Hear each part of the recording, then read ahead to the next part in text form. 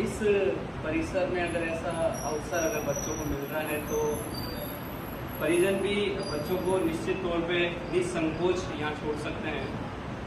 और आज का जो दौर है, आधुनिक दौर, उसमें ऐसे दौर में अगर बच्चे इस संस्थान में आकर के अगर 2 घंटे बिताएं, उससे अच्छा हो क्या सकता है। जैसा कि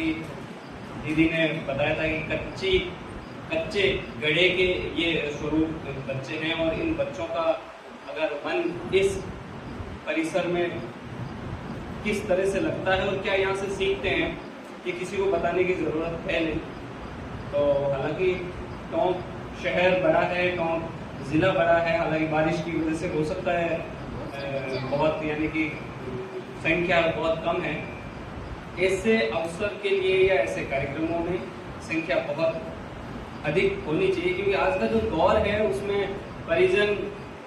और बच्चे के बीच में जो संबंध है, जो बच्चों को सीखना चाहिए, वो इस परिसर में, इस संस्थान से ज़्यादा अच्छा कहीं शायद मुझे लगता है कि नहीं सीख सकते हैं। तो मैं तो उम्मीद करता हूँ कि आज पहला दिन है, कल परसों और जो भी 5-6 दिन है, ज़्यादा से ज़्यादा बच्चे आए और इस परिसर में, इस संस्थान में जुड़े, तो स्वाभाविक है कि बच्चों को नई दिशा मिलेगी। बच्चों की जो दशा है वो भी शायद इस परिसर में, इस संस्थान में आने के बाद भी सुधर सकती। बच्चों को यहाँ सीखने को जो मिलेगा, मैं आपसे निवेदन करूँगा कि इस संस्थान से बच्चों को ज़्यादा जोड़ें, क्योंकि जो माहौल टोंक शहर का है, टोंक जिले का जो माहौल है, इस परिसर से अगर सनातनी हिंदू अगर जुड़ते हैं, इससे अच्छी शायद मुझे लगता है कि देश के लिए, दुनिया के लिए कोई दूसरी चीज हो नहीं सकती है। तो ये समर कैंप 5 दिन का ना होकर के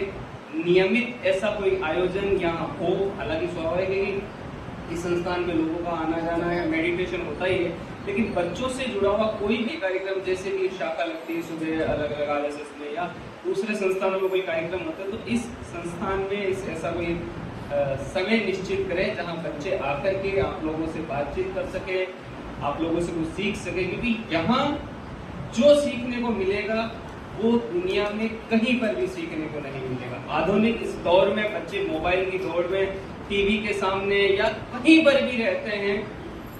जो यहाँ सीखने को मिलेगा वो कहीं नहीं मिलेगा। और बिल्कुल कच्चे गणेश के स्वरूप ये बच्चे, इनके मन में जो इस संस्थान में आपके साथ रहकर अगर कुछ सीख सकते हैं, तो ये इन बच्चों का सौभाग्य होगा और ये आपका सौभाग्य होगा कि